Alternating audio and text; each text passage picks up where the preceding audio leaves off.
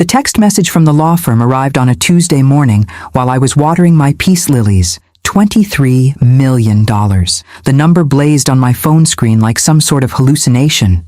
My arthritic fingers trembled as I set down my watering can, spilling water across the windowsill. At 62, after a modest career teaching Victorian literature to undergraduates, I had just become a millionaire many times over. Ms. Lawson, the message read, please contact our office immediately regarding the estate of Charles Whitmore. Time-sensitive documents await your signature. Uncle Charlie, my eccentric, brilliant great-uncle who had always sent me birthday cards with $20 bills even when I was well into my 50s. The investment genius who'd attended exactly 3 family gatherings in my lifetime, always leaving early with mumbled excuses about market fluctuations. He had died 3 weeks ago at 95. And I'd sent flowers, but hadn't been invited to the small private service. Now I knew why. He'd been planning something far more consequential than a funeral. After 3 attempts, I managed to dial the number with my shaking hands. Patrice Lawson? The attorney's voice was crisp, efficient. I'm Jonathan Mercer, executor of your great-uncle's estate. The preliminary documents were sent to your email 30 minutes ago. But before you sign anything, Mr. Whitmore left explicit instructions that our associate, Julie Bennett, would need to speak with you privately about certain sensitive matters. Sensitive matters? I echoed. I'm not at liberty to elaborate. Ms. Bennett will contact you within 48 hours. Until then, please tell no one about your inheritance. I thanked him automatically, my mind racing. Tell no one? That was impossible. There was one person who needed to know immediately. Calvin, my son. My only child. Our relationship had grown increasingly distant over the past decade. As he climbed the corporate ladder at the prestigious Westbrook Group, his calls became less frequent, his visits perfunctory. The last time we'd spoken, 3 months ago, he'd asked for a small loan of $5,000 for what he called a temporary cash flow situation. I'd withdrawn the money from my modest retirement account. He hadn't mentioned it since. But this would change everything. $23 million. Enough to erase any financial worry Calvin might have. Enough to finally bridge the growing chasm between us. I called him immediately. Straight to voicemail. Calvin, it's Mom. I have extraordinary news. Please call me back as soon as you can. I tried again an hour later, then again. By mid-afternoon, impulsivity overcame caution. I would drive to his office in the city, surprise him. See his face when I told him our lives had been transformed overnight. The attorney's warning faded beneath my desperate hope that money, vulgar as it seemed, might finally bring my son back to me. The rain started as I merged onto the highway, fat drops smearing my windshield. I turned the wipers to high, leaning forward slightly, squinting through the downpour. My thoughts raced ahead to Calvin's reaction, rehearsing different ways to break the news. I didn't notice the black SUV until it was directly behind me, high beams blazing in my rearview mirror. Too close, dangerously close. Back off, I muttered, tapping my brakes gently. Instead of slowing, the SUV accelerated, nudging my rear bumper. My car shuddered. My hands clenched the steering wheel. It happened so quickly. Another bump, harder this time. My sedan fishtailed on the wet pavement. I fought for control as the SUV swerved alongside me. A deliberate turn of their wheel sent me spinning toward the guardrail. Metal screamed against metal. Glass shattered. The world turned upside down as my car flipped over the barrier and tumbled down the embankment. Pain, darkness, sirens wailing from what seemed like miles away. My next clear memory, antiseptic smells and beeping machines. A doctor's solemn face floating above me.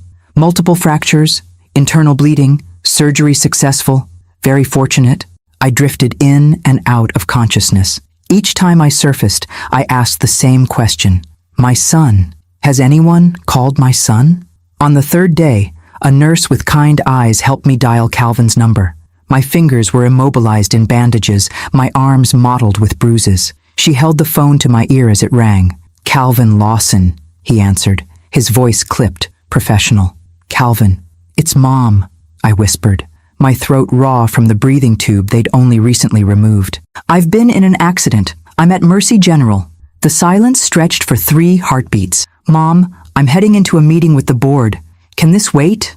I've been here for 3 days. It was serious. I thought you should know. Another pause. I could hear papers shuffling. Look, I don't have time or money for drama right now. Things are extremely tight and I'm up for a promotion. I'll try to swing by. Sometime soon. The line went dead before I could respond. I stared at the ceiling as the nurse gently returned the phone to its cradle. She squeezed my shoulder lightly, her eyes full of pity I couldn't bear to acknowledge. $23 million, and my son couldn't spare 30 minutes to visit his critically injured mother. I closed my eyes, letting morphine pull me back toward oblivion. In the haze between consciousness and darkness, a strange thought surfaced. Maybe it wasn't an accident at all. Maybe Uncle Charlie's sensitive matters had something to do with my car careening off the highway just hours after I'd learned of my inheritance. But that was paranoia, surely. The medication talking, wasn't it? 5 days in a hospital teaches you about invisibility. I became background noise, the quiet patient in room 412 whose call button rarely lit up. Dr. Torres visited twice daily, her forehead creased with concern that transcended medical duty. We had taught at the same university for decades before our respective retirements. She in biochemistry, me in English literature. Now she monitored my healing with the fierce attention of a 30-year friendship. The police report calls it a single vehicle accident, Teresa said, scrolling through her tablet as she sat beside my bed. Wet roads, possible hydroplaning. It wasn't, I whispered, careful not to be overheard by the nurse changing my IV. Someone ran me off the road. Teresa's expression didn't change, but her eyes sharpened. Are you certain? A black SUV, deliberately. Have you told the police? I shook my head slightly, wincing at the movement. They'll think I'm confused, or worse, senile. Patrice. No one would believe me, I interrupted. A 62-year-old woman with a concussion claiming attempted murder? I need to understand why before I say anything. Teresa squeezed my hand gently, mindful of the IV. Calvin still hasn't visited? The question stung more than my fractured ribs. No, I've called him 6 times. Don't, I said. He made his priorities clear. Teresa's expression hardened. She had never particularly liked Calvin, though she'd maintained a polite facade for my sake. His absence now had shattered even that pretense. The inheritance, she murmured. Could it be connected to your accident? The same question had been circling my mind during the long, pain-filled nights. I don't know. The attorney said someone named Julie Bennett needed to speak with me about sensitive matters before I signed anything. Julie Bennett? Teresa frowned. Why does that name sound familiar? Before she could elaborate, a commotion in the hallway drew our attention. A male voice, insistent and authoritative, overrode the nurse's protests. I'm her son. I don't care about visiting hours. Calvin. Teresa rose, positioning herself almost protectively between my bed and the door. Her posture communicated volumes. The doctor ready to defend her patient, the friend shielding the wounded. My son appeared in the doorway, impeccably dressed in what I recognized as an expensive suit, his dark hair perfectly styled. For a moment, I glimpsed the little boy who once brought me dandelions before time and ambition had hardened his features into a stranger's face. Mother, he said, his gaze cataloging my injuries with clinical detachment. You look better than I expected, given that I almost died. The words escaped before I could temper them. A flicker of something, guilt, annoyance, crossed his face. I've been swamped with a major acquisition. The timing of your situation was unfortunate. Teresa made a small sound of disbelief. Calvin glanced at her as if just noticing her presence. Dr. Rodriguez, still hovering, I see. Still showing up, she replied evenly. The tension stretched between them until a woman appeared behind Calvin. Slender, elegant, with intelligent eyes that assessed the room quickly. She wore a cream-colored dress that whispered of quiet wealth, her dark hair pulled back in a sleek chignon.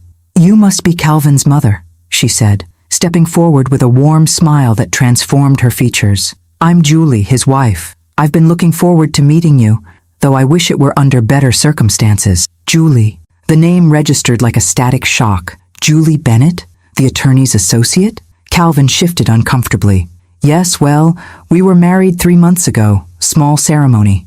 In Barbados, Julie added, moving closer to my bedside. Calvin said it would be too difficult for you to travel, but I insisted we should visit as soon as we returned. Another lie exposed. Calvin had never mentioned a wedding, let alone invited me. As Julie reached my side, her eyes met mine directly for the first time. The warm smile froze, blood draining from her face so rapidly I feared she might faint. Her hand, extended toward mine, trembled visibly. "Are you all right?" I asked. She stared at me with naked shock, her composure completely shattered. You, she stammered, then stopped abruptly. "I'm sorry," she finally managed.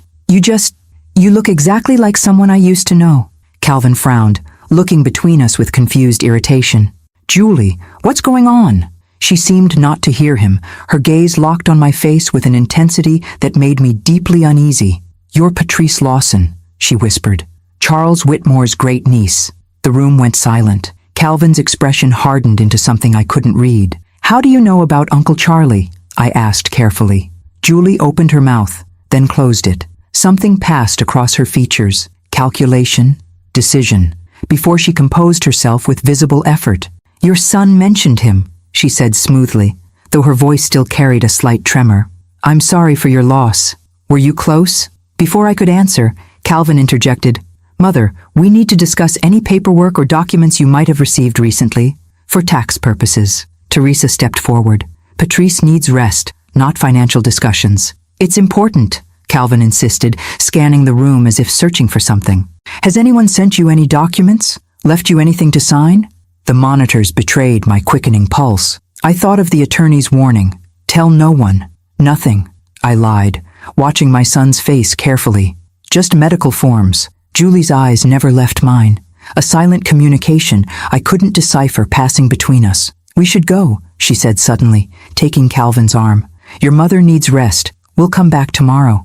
As they turned to leave, Julie glanced back, her expression now deliberately neutral. "It was illuminating to meet you, Mrs. Lawson." The door closed behind them, leaving only the beeping monitors and Teresa's concerned face. "Patrice," she said quietly, "I think you're in danger." After they left, Teresa insisted on staying overnight in the recliner beside my bed. "Just as a precaution," she said, though we both understood it was more than that. Something had shifted in my hospital room, something in Julie's shocked recognition, in Calvin's too urgent questions about documents. A subtle menace had entered my sterile sanctuary. Sleep came in broken fragments, punctuated by nurses checking vitals and pain medication wearing off. In those twilight moments between consciousness and dreams, Uncle Charlie's face kept appearing, not as the elderly man I'd last seen years ago, but as he had looked in my childhood, sharp-eyed and serious as he told me, "Always question what seems convenient, Patrice, especially kindness from those who stand to gain from it." Morning brought a young police officer to my room. Officer Daniels looked barely old enough to drive, let alone carry a badge, but his questions were precise and thorough. "You reported that another vehicle intentionally forced you off the road," he said, notebook open on his knee. "Can you describe it again?" "Black SUV, tinted windows, no license plate visible from my angle." "And you're certain the contact was deliberate?" I met his skeptical gaze directly. "3 separate times they struck my vehicle. That's not an accident." He nodded, writing something down. "Any reason someone might want to harm you, Ms. Lawson?" The question hung in the air. 23 million reasons flickered through my mind, but something, intuition perhaps, held me back from mentioning the inheritance. Instead, I shook my head. "Not that I'm aware of." "We'll investigate," he said, closing his notebook. "Highway Patrol is checking for traffic cameras in that area. I should warn you, though, that particular stretch is notoriously under-surveilled." How convenient, I thought, but kept my expression neutral. "Thank you, officer." After he left, a hospital volunteer delivered a small arrangement of yellow roses with a card from Julie. "Wishing you a swift recovery. Looking forward to getting to know you better." The handwriting was elegant, controlled, with no hint of the shock that had overtaken her features yesterday. Teresa returned mid-morning, carrying my laptop and phone charger from home. "Thought you might need distractions," she explained, setting them up on the overbed table. "Any word from Calvin?" "Not directly." I gestured to the flowers. "His wife sent those." Teresa examined the card, her expression thoughtful. Julie Bennett Lawson. I knew that name sounded familiar. She pulled out her tablet, typing quickly. "Here. Bennett Law Associates, specializing in corporate whistleblower cases and financial fraud. Julie Bennett is their rising star." The tablet displayed a professional website with Julie's photograph, poised, confident, nothing like the woman who had nearly collapsed at my bedside. A corporate fraud attorney married to a Westbrook Group executive, I murmured. Interesting combination. Almost contradictory, Teresa agreed. Like a conservation officer marrying a poacher. While Teresa stepped out to speak with my doctor, I turned to my laptop. The email from Mercer and Associates sat prominently in my inbox, unopened. I clicked it with trepidation. The inheritance details were straightforward. $23 million in diversified assets, property holdings in 3 states, and a sealed packet of personal effects to be delivered by hand. The document required only my electronic signature to begin the transfer process. My cursor hovered over the signature line, hesitating. Uncle Charlie's warning from childhood echoed again. Question, what seems convenient? Instead of signing, I opened a new browser window and searched Charles Whitmore Investment Fraud, Westbrook. The results made my blood run cold. Financial blogs from the past year chronicled Uncle Charlie's growing obsession with exposing what he called systematic corruption at the Westbrook Group. He had publicly accused them of operating a complex Ponzi scheme that defrauded investors of billions. The company had dismissed him as a disgruntled former associate suffering cognitive decline. The latest article, dated just days before his death, mentioned that Whitmore claimed to possess irrefutable evidence that would bring Westbrook's house of cards tumbling down, evidence he apparently intended to pass to me. I closed the laptop as Teresa returned, not wanting her to see my shaking hands or the tears threatening at the corners of my eyes. "They're discharging you tomorrow," she announced. "You'll stay with me, of course." "I need to go home," I said firmly. "My own space." "Patrice, you can barely walk. And after what happened, I'll hire a home health aide." I cut her off gently but firmly. "You've done enough." She recognized the stubborn set of my jaw, the same expression I'd worn when fighting for tenure, when raising Calvin alone after his father died, when refusing a second mastectomy that doctors insisted would only marginally improve my survival odds. Teresa sighed in capitulation. "At least let me arrange security cameras," she conceded. "Front and back entrances." I agreed, relief mixing with a growing sense of dread. My quiet academic life had somehow transformed into something dangerous, something with stakes I was only beginning to comprehend. My phone chimed with a text message from an unknown number. "Don't sign anything. Don't trust anyone who asks about documents. I'll contact you securely when you're home. JB, Julie Bennett, my daughter-in-law, the attorney connected to Uncle Charlie, the woman married to my son." I deleted the message immediately, then looked up to find Teresa watching me intently. "What are you not telling me?" she asked softly. "Everything is fine," I lied, knowing it might be the last ordinary falsehood I ever told my oldest friend, before the truly extraordinary deceptions began. Because one thing had become crystalline clear. Whatever had killed Uncle Charlie was now coming for me, and somehow, my only son was caught in the middle of it. The journey from hospital to home left me breathless with pain, despite the cushioned seats of Teresa's luxury sedan. Each bump in the road sent shockwaves through my mending bones. My modest Victorian cottage, once simply home, now seemed different, somehow both sanctuary and potential trap. "The security company finished installation this morning," Teresa said, helping me navigate the porch steps with my walker. "Cameras at all entry points, motion sensors, direct line to police." "It's overkill," I protested weakly, though secretly grateful. "It's necessary," she countered, unlocking my front door. "The home health aide arrives at 4. I've vetted her personally. 20 years of experience, impeccable references. Inside, everything looked exactly as I'd left it that fateful morning. Watering can still on the windowsill, peace lilies drooping from neglect, half-finished cup of tea petrified on the side table. Yet something felt subtly wrong. The air disturbed in a way I couldn't articulate. "Someone's been here," I whispered. Teresa frowned. "That's impossible. I've had the only key, and the locks weren't tampered with. Check my office." She disappeared down the hallway while I lowered myself carefully onto the sofa, fighting dizziness. When Teresa returned, her expression confirmed my suspicions. "Your desk drawers were searched. Carefully, everything replaced, but not quite in the correct order. The filing cabinet? Untouched, as far as I can tell." I nodded, oddly relieved. The cabinet contained 30 years of mundane paperwork, tax returns, medical records, Calvin's childhood report cards, nothing of value to anyone else. But my desk might have contained Uncle Charlie's documents had I received them before the accident. After Teresa reluctantly departed for her hospital shift, promising to return that evening, I sat in stillness, listening to my house settle around me. The grandfather clock in the hallway, my father's prized possession, marked time with metronomic precision, each tick a heartbeat of my diminished life. At precisely 2:17 p.m., my burner phone chimed, the prepaid device Teresa had purchased, just in case, separate from my regular cell. The message contained only an address and time, Lakeside Park, East Bench, 4:30 p.m. No signature needed.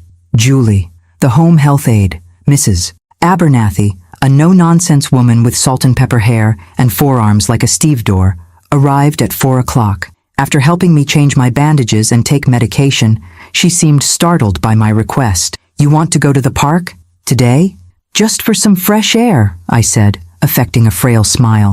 "The doctor recommended short walks. You'll accompany me, of course." She looked dubious but acquiesced. 20 minutes maximum, and we take the wheelchair. Lakeside Park was mercifully close, just 3 blocks from my cottage.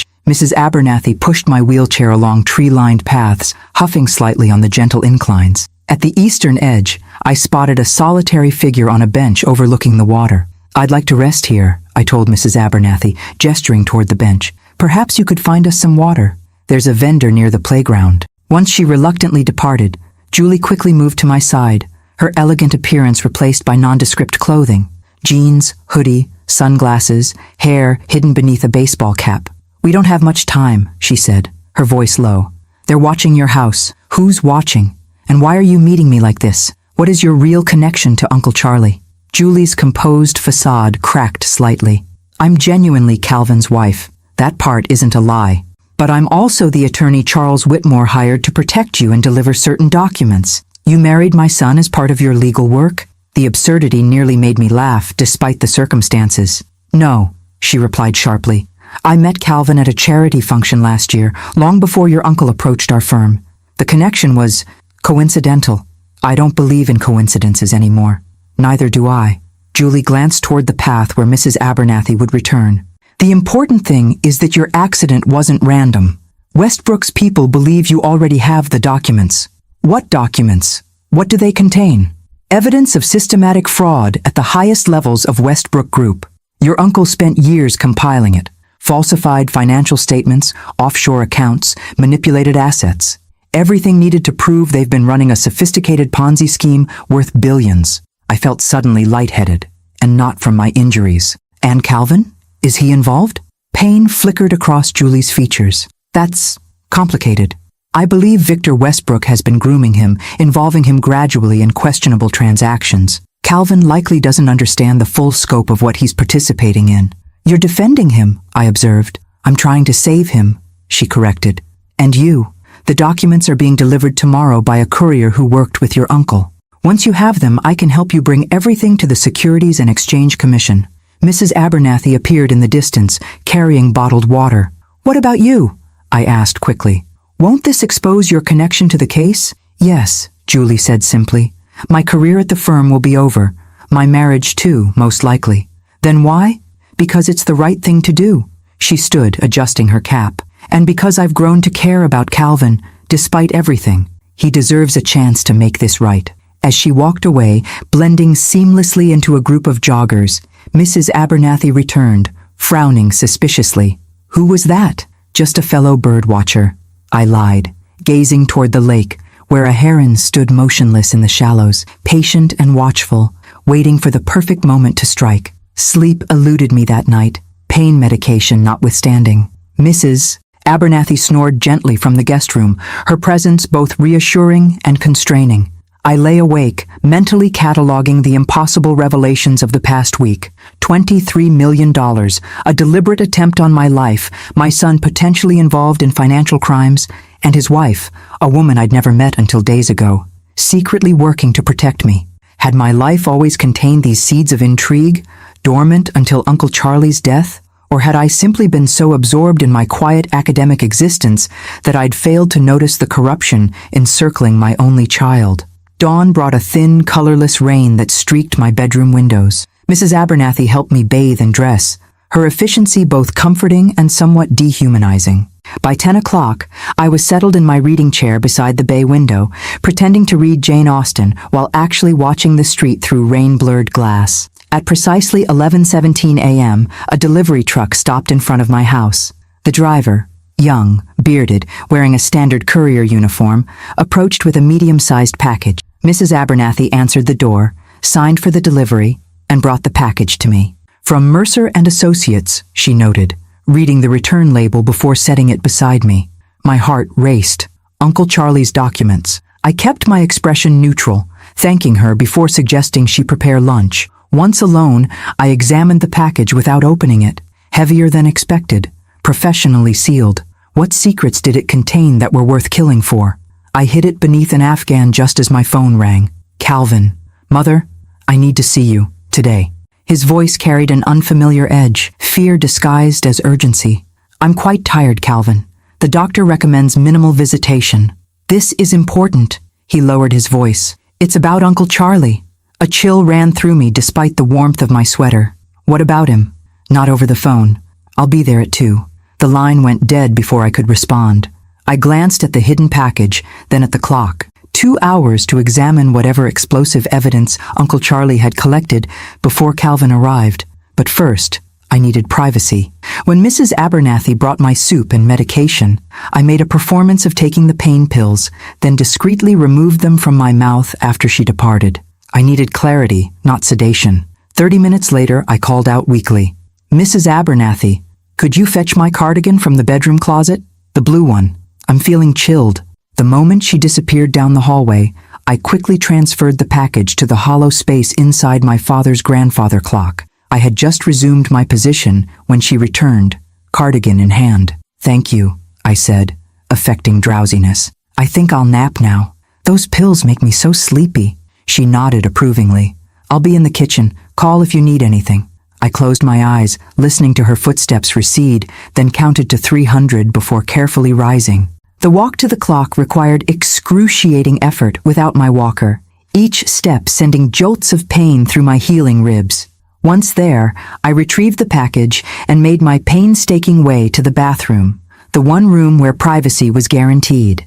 Inside, I locked the door and sat on the closed toilet lid, hands trembling as I opened the package. It contained a sealed manila envelope and a smaller, personal envelope with my name handwritten in Uncle Charlie's distinctive script. I opened the personal letter first.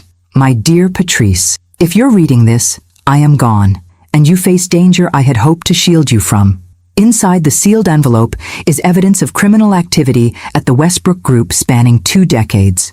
This information will shatter lives, including possibly your son's. For that, I am deeply sorry. Calvin was deliberately recruited by Victor Westbrook after I began my investigation. I believe Victor intended him as both leverage and distraction. Your son may be involved in illegal activities, but I suspect he doesn't comprehend the true extent of the fraud. Trust Julie Bennett. She is one of the few attorneys with both the expertise and integrity to handle this properly. The decision of how to proceed rests with you now. Your loving uncle, Charlie. I pressed the letter to my chest, eyes burning with unshed tears. Uncle Charlie had known about Calvin's involvement, yet still entrusted me with this moral quandary. The sealed manila envelope felt impossibly heavy in my hands, Pandora's box wrapped in office supplies. Before I could open it, someone knocked at the bathroom door. "Ms. Lawson?" Mrs. Abernathy called. "Are you all right? You've been in there quite a while." "Just a moment," I called, hurriedly replacing everything in the outer packaging. When I emerged, leaning heavily on the countertop, Mrs. Abernathy's concerned expression shifted subtly as she noticed the package tucked awkwardly under my arm. "Let me help you with that," she said, reaching for it. I clutched it tighter. "No need. Just some old photos I want to show Calvin later." Something flickered in her eyes, doubt, suspicion, before her professional demeanor reasserted itself. "Your son called. He's running early. Should be here in 20 minutes. As she helped me back to my chair, my mind raced. Had I imagined her reaction? Was I becoming paranoid, seeing conspiracies where only ordinary concern existed? The grandfather clock chimed once, marking the half hour. 90 minutes until Calvin's scheduled arrival, yet he was already on his way. I needed to hide the package again, somewhere he wouldn't think to look. But first, I needed to know exactly what Uncle Charlie had uncovered, and whether my son was merely a pawn in Victor Westbrook's game or something far worse. Mrs. Abernathy hovered nearby, her attention flicking periodically to the package clutched in my lap. I needed to examine the contents before Calvin arrived, but not with watchful eyes monitoring my every move. "I'm feeling quite fatigued," I said, feigning a wince as I shifted in my chair. "I think I'd like to rest in my bedroom before Calvin arrives." "Of course." She moved to help me stand. "I'll check on you in 15 minutes." Once in my bedroom, door firmly closed, I moved with as much speed as my broken body allowed. From my nightstand drawer, I extracted a small pearl-handled letter opener, a gift from Teresa on my 30th year of teaching. With surgical precision, I slid open the manila envelope, careful not to tear anything that might reveal my intrusion. Inside were USB drives, financial statements, and photographs. Dozens of them, showing Victor Westbrook meeting with various officials in settings that appeared deliberately covert. Several featured Calvin, looking uncomfortable as he handed over envelopes to stone-faced men in expensive suits. The timestamps showed a progression, my son's involvement deepening over the past year. The financial documents were complex, but even my untrained eye could recognize the patterns of deception. Funds moved between shell companies, investor returns fabricated from new investments rather than actual profits, balance sheets that couldn't possibly balance. Most damning was a series of emails between Victor and Calvin discussing what they called controlled disclosures and narrative management regarding Westbrook's finances. In one, Victor praised Calvin for handling our friends at the Regulatory Commission and mentioned a special compensation package for his discretion. My son was not merely involved, he was complicit.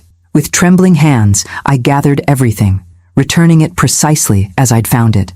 From my jewelry box, I removed a small key that opened the hidden compartment in my antique vanity, a space where I'd once stored love letters from Calvin's father, then later the painful mammogram results I'd initially hidden from my teenage son. Now it would hold evidence of his crimes. The compartment clicked open, just as a car door slammed outside my window. I peered through the curtains to see not Calvin's sleek German sedan, but a black SUV idling at the curb. The same type of vehicle that had forced me off the road. My breath caught. Through tinted windows, I could make out a driver and passenger both watching my house. When my bedroom curtain moved, the passenger pointed directly at my window. No time for finesse. I shoved the package into the compartment, closed it, and had just replaced the vanity's false bottom when Mrs. Abernathy knocked. "Your son is here," she announced through the door, "and he's brought a gentleman with him. Victor Westbrook." It had to be. "Tell them I'll be right out," I called, fighting to keep my voice steady. In the bathroom, I splashed cold water on my face, assessing my reflection. The bruising had faded to yellowish smudges, but fear had etched new lines around my eyes. I looked exactly like what I was, a battered woman in her 60s far out of her depth in a dangerous game. But I'd faced intimidation before. Academic politics could be surprisingly vicious, especially for a female department chair in the 1990s. I straightened my cardigan, applied a touch of lipstick, and took 3 deep breaths. When I entered the living room, Calvin stood near the fireplace, tension evident in every line of his body. Beside him was not Victor, but a younger man, muscular, expressionless, with the hyper-vigilant posture of private security. "Mother," Calvin said, his voice artificially bright, "you're looking better." "Amazing what nearly dying will do for one's complexion," I replied dryly. "Who's your friend?" "Marcus Fisher, Mrs. Lawson," the man said, not offering his hand. "Mr. Westbrook's chief of security. I'm here to ensure everything goes smoothly." How thoughtful. I lowered myself carefully into my reading chair. "And what exactly are we ensuring goes smoothly, Calvin?" My son glanced at Fisher, who gave an almost imperceptible nod. "We need to discuss Uncle Charlie," Calvin began, pacing nervously. "He may have sent you some materials that could be misinterpreted." "Misinterpreted," I repeated. Interesting choice of words. The old man had become confused, Fisher interjected. "Paranoid, making wild accusations against respected financial institutions, including your employer." Calvin stopped pacing. "Mother, this is serious. If Charlie sent you documents, they could contain proprietary information that, taken out of context, might seem concerning." Concerning enough to run someone off the road? I asked quietly. Fisher's expression didn't change, but something cold flickered in his eyes. Calvin looked genuinely shocked. What are you talking about? Someone deliberately forced me off the highway the day I learned about my inheritance. I held his gaze steadily. A black SUV, like the one currently parked outside my house. Calvin's face drained of color. He turned to Fisher. You said it was an accident. Fisher's jaw tightened almost imperceptibly. The police report confirmed hydroplaning, sir. Because that's what they were told, I countered. No witnesses, no cameras in that stretch. Convenient, wouldn't you say? Mrs. Abernathy appeared in the doorway. Everything all right, Ms. Lawson? You seem distressed. We're fine, I assured her, though I noticed she kept her phone visibly in hand, ready to call for help if needed.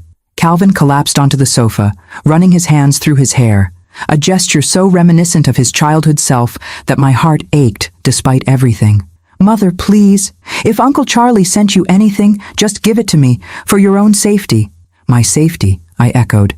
Is that a concern now? It's always been a concern, Fisher said smoothly. Mr. Whitmore was making powerful enemies, enemies who might assume his next of kin inherited more than just his money. The threat, though veiled, hung in the air between us. Calvin wouldn't meet my eyes now, his gaze fixed on his expensive shoes. My son was frightened, not for me, but of what might happen if I didn't cooperate. Calvin, I said softly, we need to talk, alone. Fisher stepped forward. That's not advisable. It wasn't a suggestion, I replied, steel entering my voice. Either you leave us to speak privately, or I call the police and report suspicious persons on my property. Your choice. Fisher's face hardened into a mask of barely contained anger. For a moment I thought he might refuse, or worse. Then Calvin surprised me. Wait in the car, Marcus. His voice carried an authority I'd never heard before. This is my mother. I need 15 minutes. The security man hesitated, clearly conflicted between his orders and the chain of command. Finally, he nodded curtly. 15 minutes. Then we proceed as planned. As Fisher departed, Mrs. Abernathy stepped into the vacuum of his presence. Shall I bring tea? That would be lovely, I said, grateful for her intuition. Perhaps it could take you 20 minutes to prepare it? Earl Grey is in the far pantry. Understanding flickered in her eyes. She wasn't just a home health aide. She was becoming an ally. Of course, Ms. Lawson, 20 minutes minimum for a proper brew. When we were finally alone, Calvin seemed to physically shrink, the corporate facade crumbling to reveal the boy I'd raised. He buried his face in his hands. You have no idea what you're involved in, he whispered. Then tell me, I said, keeping my voice gentle despite the storm of emotions, anger, disappointment, fear, churning beneath my calm exterior. Tell me how my son became entangled with people who would try to kill his mother. His head snapped up. I didn't know about the accident. I swear to God, Mother, Victor told me you were being monitored, not harmed. Monitored, I repeated, because of what Uncle Charlie might have sent me. Calvin nodded miserably. You have to understand, Westbrook isn't just a company, it's an institution. Victor controls judges, regulators, politicians. When your uncle started making accusations, Victor said he'd handle it legally. I never imagined that he'd resort to murder, I finished quietly. Of an elderly man? Of me? Tears welled in Calvin's eyes. I'm in too deep. At first, it was just connecting Victor with the right people, helping smooth regulatory hurdles. Then documents needed adjustments, small changes to satisfy auditors. Fraud. I told myself it was just creative accounting, he continued, voice hollow. By the time I realized what was really happening, I was already implicated. If Westbrook falls, I go to prison. And Julie? Does she know what you've done? A bitter laugh escaped him. Julie, God, that's another nightmare. She married me believing I was just another corporate drone. When she realizes what I've been party to, she'll leave, after she helps prosecute me. You love her, I observed, seeing genuine pain in his expression. She's the best thing that ever happened to me, he admitted. And I've ruined it, along with everything else. The grandfather clock chimed softly, marking our dwindling time. Outside, Fisher would be growing impatient, perhaps already contemplating his next move. Calvin, what does Victor expect you to find here? He ran a hand through his hair again, a nervous habit from childhood. Uncle Charlie's documents. Victor is convinced they contain everything. Account numbers, transaction records, names, dates. Enough to destroy Westbrook and everyone connected to it, including you. Calvin nodded, misery etched into every line of his face. If those documents become public, hundreds of people lose their jobs, thousands lose investments, and I go to federal prison for at least a decade. He looked up, eyes pleading. Mother, I'm not a good person. I've made terrible choices, but I'm not a killer. I didn't know what Victor was planning for you or Uncle Charlie. I studied my son, the boy I'd taught to read, to ride a bicycle, to dance for his junior prom. The man who had grown increasingly distant as he climbed corporate ladders, who had taken money from my modest retirement account without a second thought, who had dismissed my accident with callous indifference, and now the broken figure before me, finally confronting the consequences of years of moral compromise. What happens if you return to Victor empty-handed? Fear flashed across his features. Best case, I become the scapegoat. Worst case, I have an unfortunate accident myself. The clock ticked relentlessly. Outside, Fisher would be checking his watch. Mrs. Abernathy was giving us as much time as she could reasonably stretch, but soon our privacy would end. I made my decision. Listen carefully, I said, leaning forward despite the pain in my ribs. I do have Uncle Charlie's documents, but I won't give them to Victor. Mother, you don't understand what he's capable of. Better than you think, I interrupted. But there's another way. Julie has a plan to bring everything to the Securities and Exchange Commission. Calvin went absolutely still. Julie? What are you talking about? Your wife was working with Uncle Charlie before she met you. She's a specialist in whistleblower cases. The blood drained from his face. That's not possible. She told me herself. She wants to help you, Calvin. She believes you can still make this right. He stood abruptly, pacing in tight circles like a caged animal. This whole time? Our entire relationship was just professional interest? A way to get to Westbrook? No, I said firmly. She met you before Charlie approached her firm, but now she's caught between her professional obligations and her feelings for you. Anger, betrayal, and confusion warred on his face. Why should I believe any of this? For all I know, you're trying to manipulate me. Because I'm your mother, I said simply. And despite everything, I still love you. You have a choice now, Calvin. Help Victor continue this fraud and become even more complicit, or work with Julie and me to end it. His expression crumpled. There's no good outcome for me either way. There's doing the right thing, I countered. Something your father would have expected. At the mention of his father, Calvin flinched visibly. Outside, a car door slammed. Fisher's patience had evidently expired. We're out of time, I said urgently. I need your decision now. Are you with us or with Victor? For one long moment, Calvin stood frozen in indecision, the weight of his choices visibly crushing him. The front door opened, Fisher returning, and something shifted in my son's eyes. Resolution, perhaps, or resignation. I need to see these documents myself, he whispered urgently. I need to know exactly what they contain before I can decide. Not quite commitment, but not rejection either. Before I could respond, Fisher appeared in the doorway, his bulk filling the frame with unspoken menace. Time's up, he announced. Mr. Westbrook is expecting an update. Calvin straightened, his corporate mask sliding back into place with practiced ease. My mother and I have reached an understanding. She'll provide what we need, but she requires time to locate everything. Fisher's eyes narrowed suspiciously. Where are the documents, Mrs. Lawson?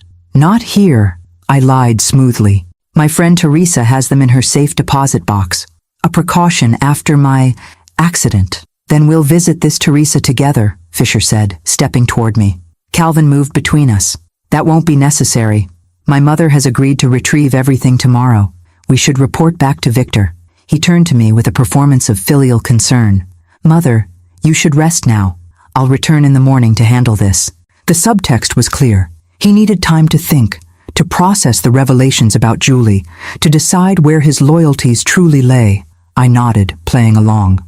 Of course, dear. I'm feeling quite fatigued. Fisher didn't move. Mr. Westbrook was explicit.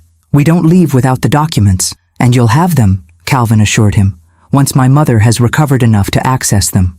Pressing her now will only delay matters. A tense silence stretched between them, the subordinate challenging the authority of his superior's son. Finally, Fisher reached for his phone. I'll need to clear this with Mr. Westbrook. As he stepped into the hallway to make his call, Calvin leaned close to me, his voice barely audible. If what you're saying about Julie is true, tell her to meet us at Riverside Park tomorrow, 10 a.m., Northern Gazebo. He pulled back, eyes searching mine. I'm not promising anything. I just need to understand what I'm facing. Fisher returned, his expression unreadable.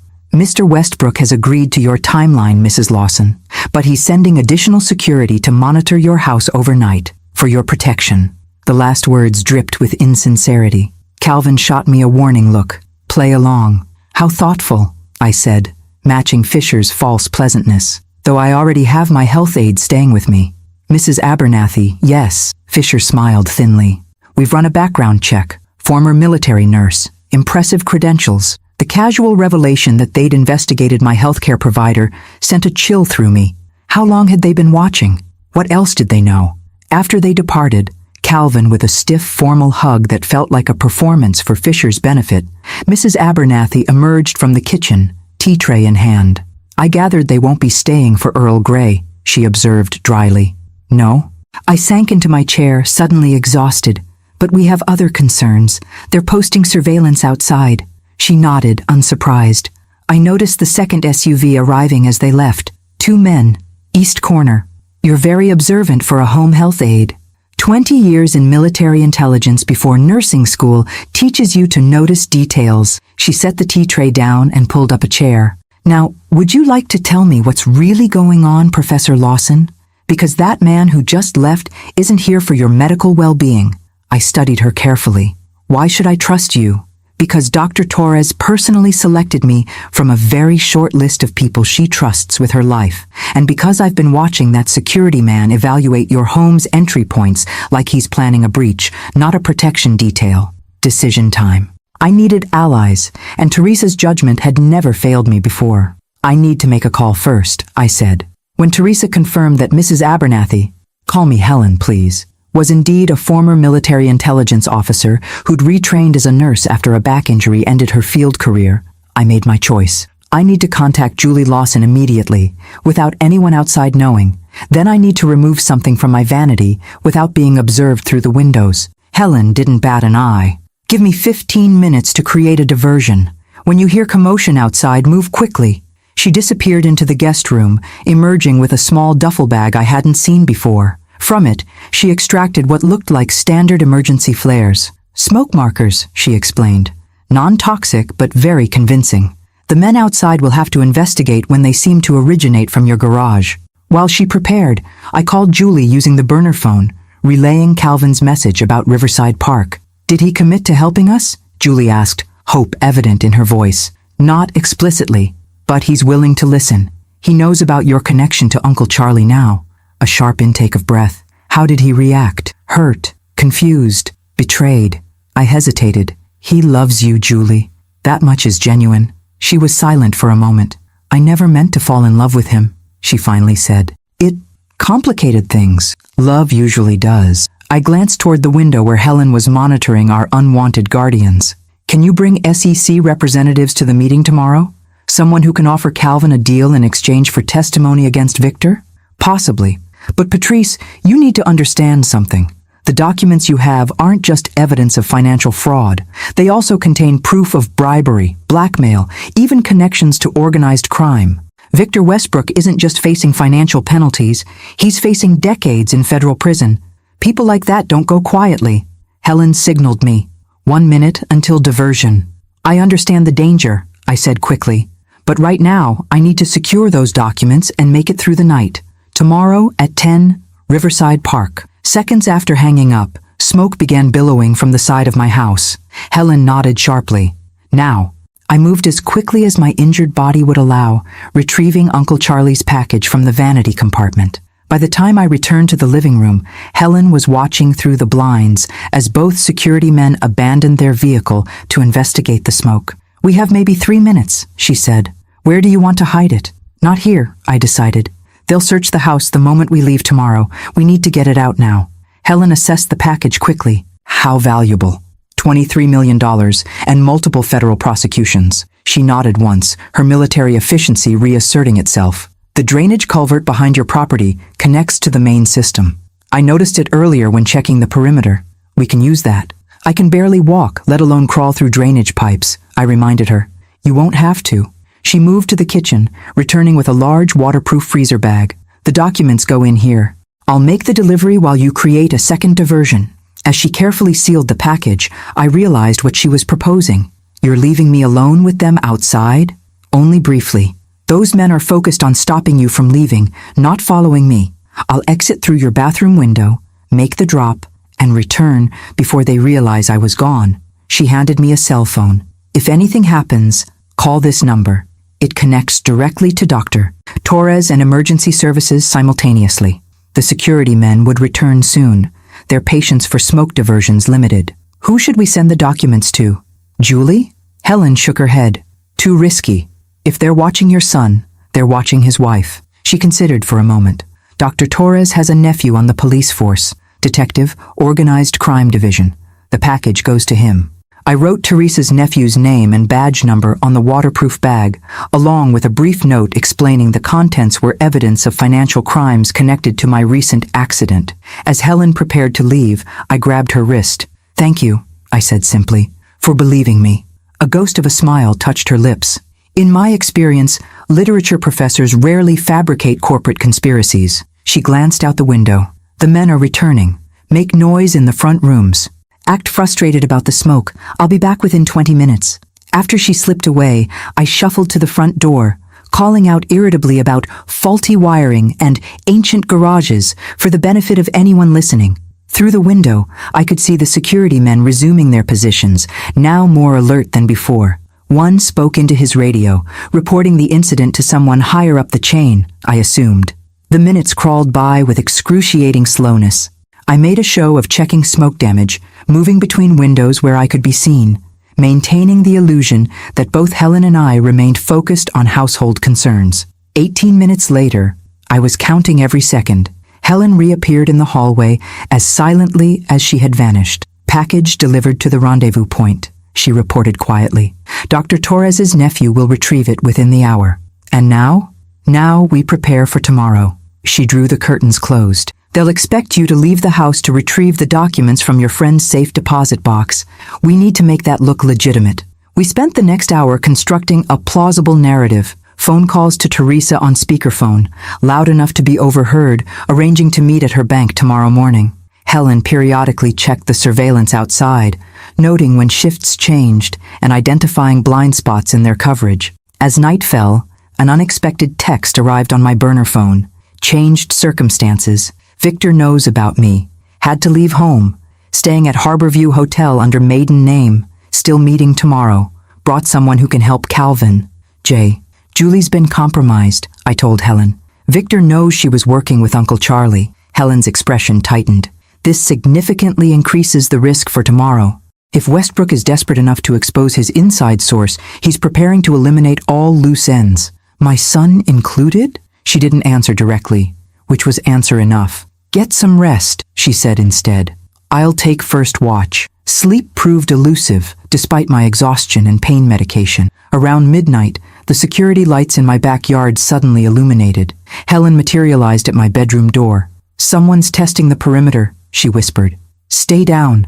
She disappeared into the darkness of the hallway. Minutes later, she returned. False alarm. Raccoon triggered the motion sensors. But something in her expression suggested it wasn't quite that innocent. What aren't you telling me? She hesitated, then sat on the edge of my bed. There are now 4 men outside, not 2, and they're armed with more than standard security equipment. They're preparing to take me by force, I realized. Possibly. Or they're expecting trouble tomorrow and increasing security accordingly. She checked her watch. Either way, we need to adjust our plan. I've contacted Dr. Torres. She'll meet us at Riverside Park directly, rather than at her bank. And the documents? Already with her nephew. He's arranging protective custody for you after tomorrow's meeting. The implication settled heavily between us. After tomorrow, I might never return to this house, this life. Everything would change, irrevocably. Will my son go to prison? I asked softly. Helen's professional detachment softened momentarily. That depends on what he chooses to do tomorrow, and how valuable his testimony is against Westbrook. As she left to continue her vigil, I found myself staring at the ceiling, thinking of Calvin as a child. His fierce concentration when building with blocks, his boundless curiosity, his absolute conviction that his mother could fix any problem. Somewhere along the way, that boy had become a man who believed money and status were worth compromising everything else. Tomorrow would determine whether anything of that boy remained, whether he would choose redemption or continue his descent into Victor Westbrook's corrupt world. Either way, the mother in me would grieve for what had been lost. Dawn arrived with a persistent drizzle that beaded on window panes and transformed my garden into a glistening tableau. Helen helped me dress in layers, practical clothing that would allow for movement despite my injuries. Each motion sent pain radiating through my healing ribs, but today, physical discomfort seemed trivial compared to what lay ahead. Victor called Calvin at 5:17 this morning, Helen reported, checking her phone. Dr. Torres has a contact in the phone company. The call lasted 6 minutes. Can we know what was said? She shook her head. Only that it happened. Calvin then made 2 calls, one to Julie's regular phone, which went unanswered, and one to a burner number, likely hers. I absorbed this information while Helen braided my hair, a style I hadn't worn in decades, but which she insisted was more practical for today's activities. The implication that I might need to move quickly hung unspoken between us. The security detail is preparing to follow us, she continued, glancing through the bathroom blinds. They're not even pretending to be subtle anymore. They believe we're going to Teresa's bank to retrieve documents, I reminded her. They'll expect that. Which gives us approximately 30 minutes of confusion when we go to the park instead. She handed me a pill and water. Anti-inflammatory, not pain medication. You need to be clear-headed. At precisely 9:15 a.m., we departed in Helen's nondescript sedan. The black SUVs pulled away from the curb before we'd reached the end of my street. 2 vehicles, 4 men, tracking us without pretense. They're maintaining distance but monitoring all turns, Helen observed, driving with the precise competence of someone who had likely experienced far more dangerous situations than this, exactly as expected. And Teresa? Already at Riverside Park with her nephew. They've secured the northern gazebo and have plainclothes officers nearby. She made a deliberately wrong turn, heading toward Teresa's bank as our surveillance would anticipate. Julie arrived at the park 10 minutes ago. No sign of Calvin yet. My heart constricted at the mention of my son. Had Victor's early morning call changed his tentative willingness to meet? Was he even now revealing our plans to his corrupt mentor? There's something you should prepare yourself for, Helen said, her voice gentling slightly. Your son may not come. Or worse, he may come with Westbrook's people. He'll be there, I said with more confidence than I felt. Whatever he's become, he's still my son. I have to believe there's a line he won't cross. Helen didn't contradict me, but her silence spoke volumes. As we approached the bank district, she abruptly turned onto a side street, accelerating through a yellow light that our followers couldn't make. By the time they redirected, we had switched roads twice and were heading toward Riverside Park from an unexpected direction. They'll figure it out quickly, Helen warned. We have maybe 10 minutes advantage. The park emerged before us, morning mist still clinging to the tree line along the river. Helen parked in the northwest lot, the one farthest from our destination. We walk from here, she said, helping me from the car. Stay close to the trees, where the sight lines are broken. With Helen supporting much of my weight, we moved through the damp parkland, following service paths rather than main walkways. The gazebo appeared through the mist, an elegant Victorian structure perched on a small rise overlooking the river. Teresa stood beneath its white-painted dome, alongside a serious-looking man in his 40s who could only be her nephew, Detective Rodriguez. No sign of Calvin or Julie. They're 5 minutes behind us, Teresa reported as we climbed the gazebo steps. Julie's inside that coffee shop across the street watching. She says Calvin texted that he's coming alone, but she can't verify. Detective Rodriguez stepped forward. Mrs. Lawson, we've reviewed the documents you provided. If even half of what's in there is accurate, Victor Westbrook is looking at multiple federal charges: securities fraud, wire fraud, bribery of public officials, tax evasion, possibly even racketeering. And my son? The detective's expression softened slightly. Depending on his level of involvement and willingness to cooperate, anything from probation to 15 years. The U.S. attorney is prepared to offer a deal, but only if he provides testimony against Westbrook. A slender figure emerged from the coffee shop across the street, Julie, wearing a baseball cap and oversized jacket that couldn't quite disguise her elegant bearing. She jogged toward the gazebo, constantly scanning her surroundings. "Calvin's coming," she announced, slightly breathless. "But something's wrong." He insisted on driving himself, refused to tell me his route, and sounded off. "Off how?" I asked, like he was choosing his words carefully, like someone might be listening. She turned to Detective Rodriguez. "How quickly can you get more officers here?" "They're already in position," he assured her. 4 plainclothes throughout the park, SWAT on standby 3 blocks away. Helen, who had been monitoring the park entrances, suddenly stiffened. "Vehicle approaching, black SUV, southeastern entrance." Our followers had caught up sooner than expected. "And another," Teresa reported, pointing toward the northern road. "Coming fast." Julie pulled out her phone. "Calvin isn't answering. I think—" She never finished the sentence. A third vehicle entered from the west, Calvin's silver Audi, moving at precisely the speed limit, turning with mechanical precision into the nearest parking area. As it stopped, 4 black SUVs converged from different directions, boxing it in. "It's a trap," Helen stated flatly. "They used him as bait." The driver's door of Calvin's car opened. My son emerged, his face a mask of resignation and despair. Victor Westbrook stepped out from one of the SUVs, placing a paternal hand on Calvin's shoulder. Even from this distance, I could see the cold triumph in the older man's stance. "They have my son," I whispered. Detective Rodriguez was already speaking rapidly into his radio, mobilizing his officers. Julie had gone deathly pale, her eyes locked on Calvin's distant figure. "I need to go to him," I said, taking a step forward. Helen caught my arm. "That's exactly what Westbrook wants. He's using Calvin to draw you out." "I don't care," I replied, gently but firmly removing her hand. "He's my son." As I stepped away from the gazebo's shelter, Teresa grabbed my other arm. "Patrice, don't.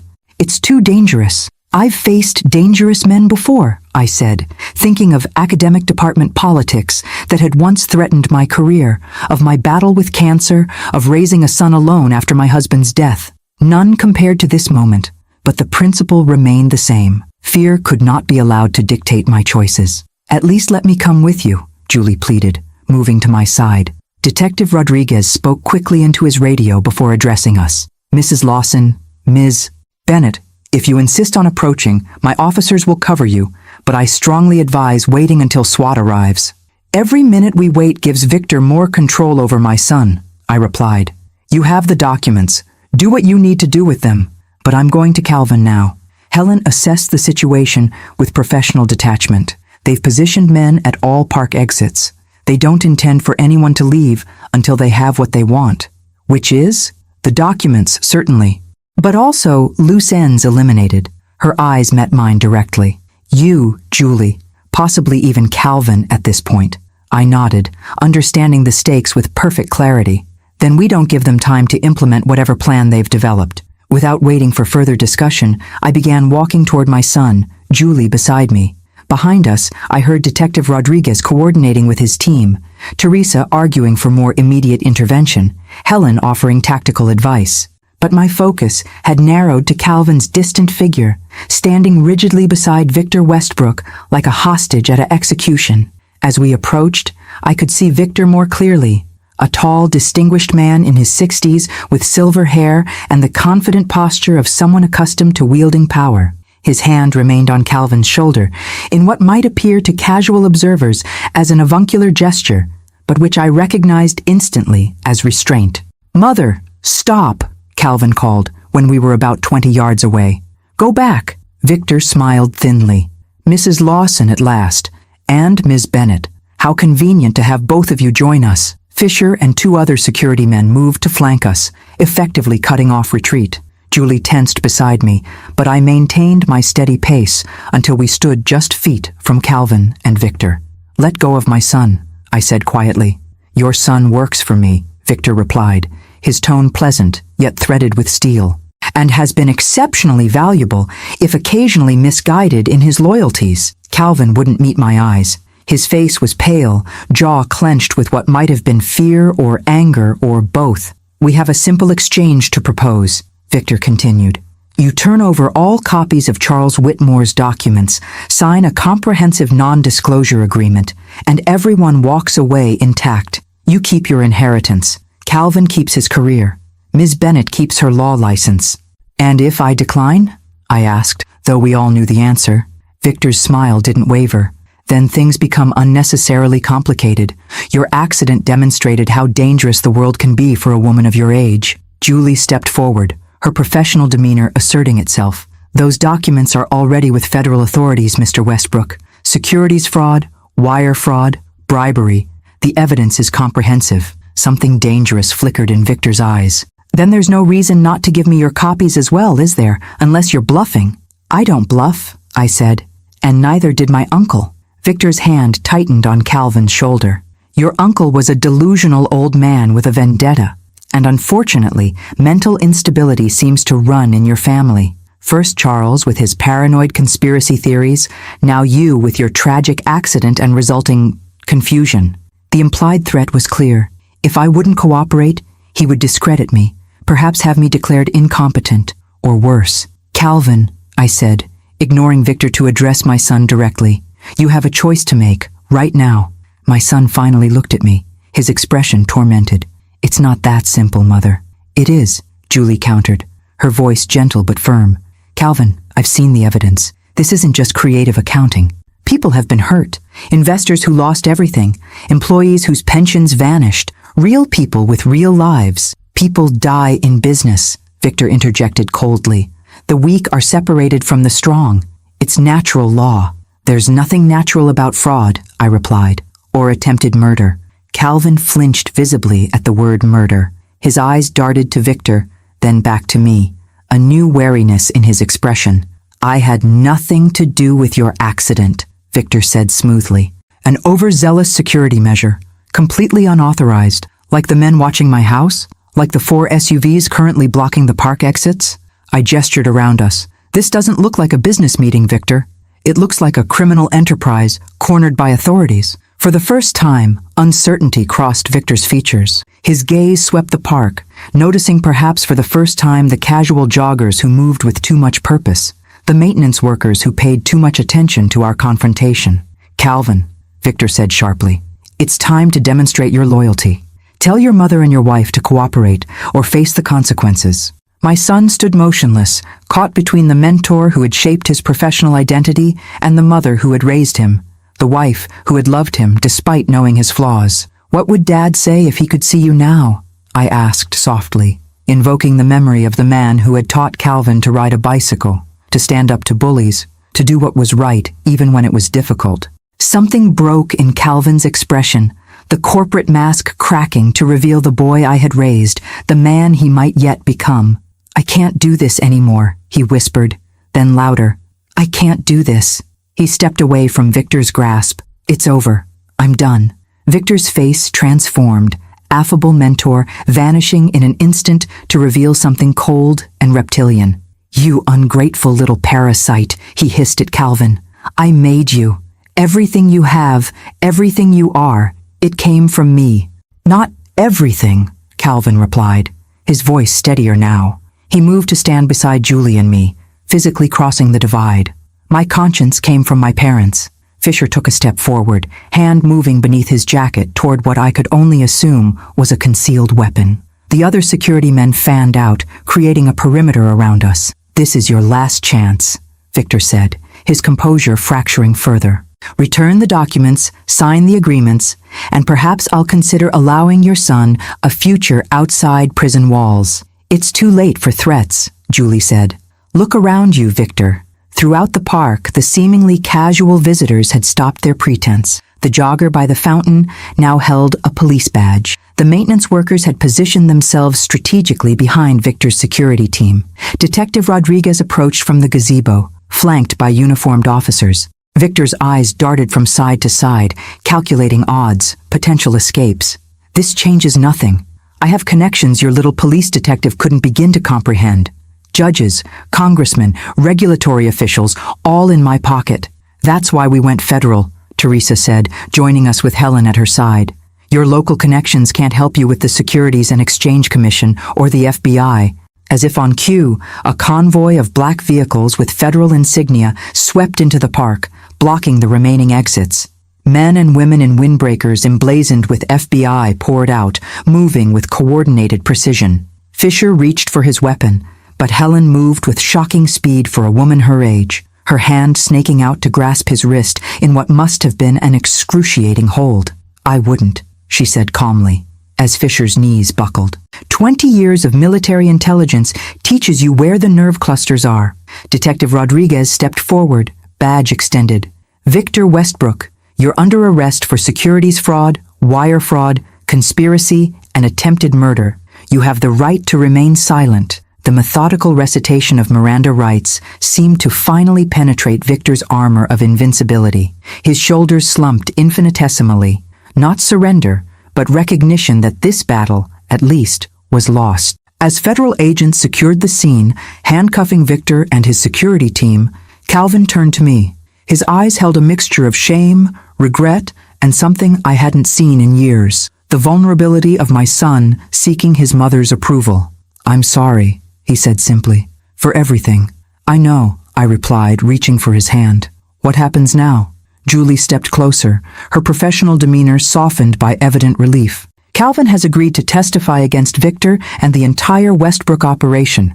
In exchange, the U.S. Attorney is offering a reduced sentence." "How reduced?" I asked, needing to understand exactly what my son faced. 18 months in a minimum security facility," Calvin answered before Julie could, followed by 3 years of supervised release. The numbers hit me like physical blows. 18 months.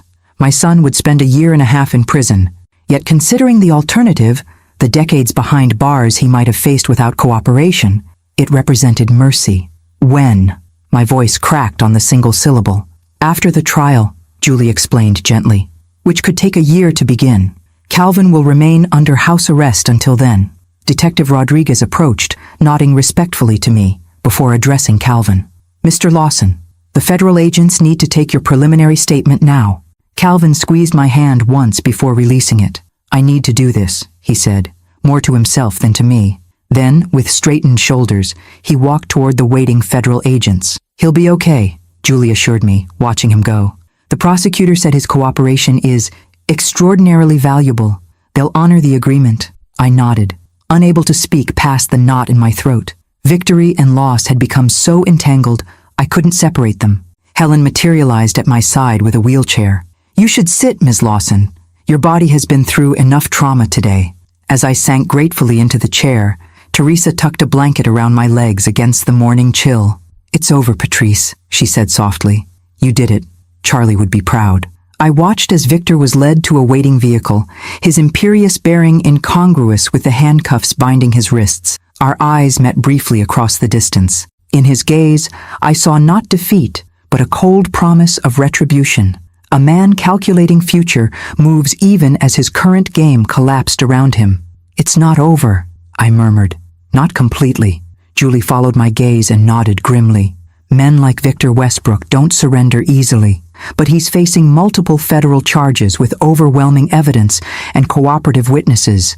Even his connections can't make this disappear." As we made our way back toward the parking area, I glanced at the gazebo where everything had culminated. In just 10 days, my life had transformed completely. Inheritance, accident, betrayal, and now this fragile resolution. "What will you do?" Teresa asked as Helen helped me into the car. "After the trial, I mean." I considered the question, watching through the window as Calvin spoke with federal agents, Julie at his side. My son's future would include prison, public disgrace, professional ruin, and yet he stood straighter now than he had beside Victor, as if the weight of deception had been heavier than the burden of consequences would be. "I'll use Uncle Charlie's money the way he would have wanted," I said finally. "A foundation for education and ethics in business. Something good should come from all this." "And Calvin?" Teresa asked gently. I thought of my son as a child, determined, brilliant, compassionate, before the world taught him to value other things. That boy was still there, beneath the layers of compromise and ambition. "He'll need to rebuild," I said, "and I'll be there to help him." That's what mothers do. As we drove away from Riverside Park, leaving federal agents to process the scene, I felt a curious lightness despite my injuries, despite the challenges ahead. The truth, however painful, had finally emerged into the light. And in that light, healing could begin. For Calvin, for Julie, for me. Uncle Charlie had entrusted me with his legacy, knowing it would shatter lives. But perhaps, in that shattering, something stronger might eventually emerge.